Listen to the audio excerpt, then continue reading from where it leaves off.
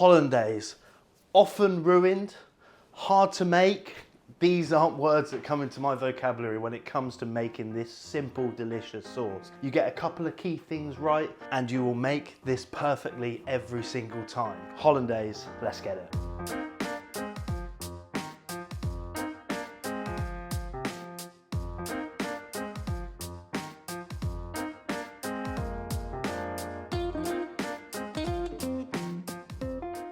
A couple of key ingredients and a couple of key components go into making a banging hollandaise sauce. First, you need to talk about the base level of flavour, which comes from alliums, shallot and garlic, reduced into a pungent vinegar mixture. So first things first, prep your veg. Take the top and bottom off your shallot in half, and then we just peel away at that first layer, removing the skin. When you're peeling garlic, I always find it's useful to take the top off. Once that sort of dry, knobbly bit at the top is gone, you can peel that skin away a lot easier. Then we just take our garlic, slice through. The reason we want to slice it up thin is because we want to extract the maximum amount of flavour over the minimum amount of time in that vinegar reduction. So we slice it nice and thin to expose all that flavour that's hidden inside that clove. Same with the shallot. Now, pan onto the heat, nice and high. And I've got some herbaceous goodness here. I've got some parsley stalks, I've got some thyme. Why? Because I want freshness. I want that grassy hit of goodness that comes with parsley stalks because they're packed full of vitamin C. The aromatic thyme, straight into the pan. Then garlic and shallot, black pepper, the warmth, the spice, the aroma, 10 corns straight in. Now, vinegar. Good hit. And then 100 grams of water straight in afterwards. Now, why are we putting water into our vinegar reduction? Don't we want to get rid of the moisture? Yes, we do, but we also want the aromats in there to have enough time in the heat to extract all of their flavour. So the water reduces, then the vinegar reduces. We don't end up with over-reduced harsh vinegar. We end up with an aromatic base, full of life and full of flavour. There's three main things in a hollandaise: reduction, egg yolk, butter. I've got some stunning, beautiful, rich butter here from Ireland. We're going to put that into a pan and just melt it down. While that's reducing away and our butter's melting, let's crack some eggs. So into a bowl. When you're separating egg yolks, it's all about speed and efficiency. So crack all your eggs first into a bowl. Now, selecting a bowl to cook your hollandaise into is quite important. I've got myself a medium pan here filled with some warm water.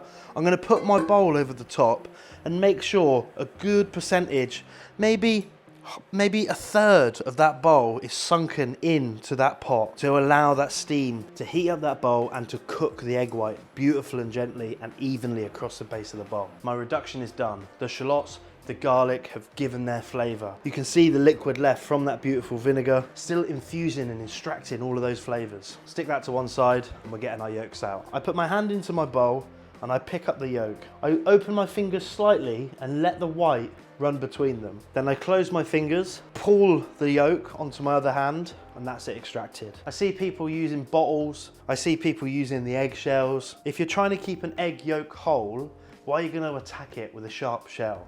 Get your fingers in there, get your hands in there. You can wear gloves if you don't like the feeling, but it's part of the process. And obviously make sure they're clean. When we cook something like this, when we have warm, bubbling water with the gentle steam heating another vessel, then cooking something inside that vessel, we call it a bain-marie. Now, this could be melting butter and chocolate for brownies, for fondants. This could be doing what we're doing here now. This could be making a sabayon. This could be keeping sauces warm, beurre blancs in service or in kitchens. Bain-maries are used to control temperature and have an even keel of heat flowing across a surface. That's why we use them. I've got my reduction just with the back of a spoon. We're going to make sure none of the vegetables go into that mix. Now, at this stage, we've got reduction and egg yolk in that bowl. I want to protect the eggs from the potential harsh temperature that steam can bring if you're not quick enough with it. So I do that by adding a touch of water. But Aaron, you've just reduced the water out of it. I know, but a tiny splash helps the emulsification and also gives you a little bit of a safety barrier whilst cooking. So a tiny splash goes in. Now with our water boiling, we bring the mountain to Mohammed. So I'm over the pan, I'm in control of the heat. I'm not over the other side of the bench or over the back of another pan that's hot. You have everything in front of you, so you can be in control of that cooking. And now we whisk. It is important, once this starts cooking, you don't stop. You'll see it start to get foamy. And if it's getting a bit hot, take it off to one side and continue cooking on the side. Almost like Gordon Ramsay makes his scrambled eggs.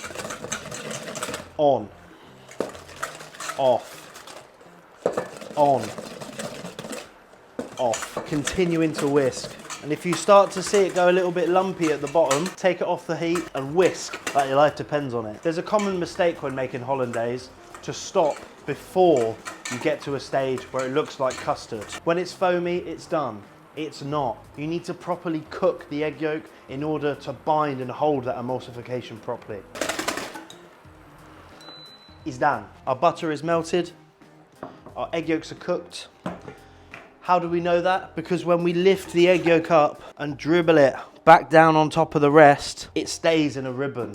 It keeps its form. It doesn't melt into the rest of the mixture, it stays in that beautiful ribbon form. Now, essentially, what's left to do is make a mayonnaise. So we take our cloth, roll it up, down onto the board, bowl on top, we trickle in that hot butter and emulsify those two mixtures together. Trickle in that butter in, because if you do it too quickly, the emulsification will get too dry and it will split. Now, some people use clarified butter because they just want the fat content. These beautiful little milk solids at the bottom of the pan, I put them in because they help bond that emulsification and they bring a beautiful creaminess to the hollandaise. One last whisk and that stunning, thick, delicious, rich hollandaise is done. This is a beautiful, proud, rich hollandaise with bags of flavour that holds its own on a plate. And how you achieve this is by hitting those control points, making sure you're at a ribbon stage before you stop the cooking process, emulsifying the butter in slowly, getting the depth and the flavour from all those aromats in that vinegar base. It's a serious sauce if you get it right. And with these steps, it will be easy and perfect every time. We've got that sort of ground base of flavour, hint of acidity and aromat from those flavourings.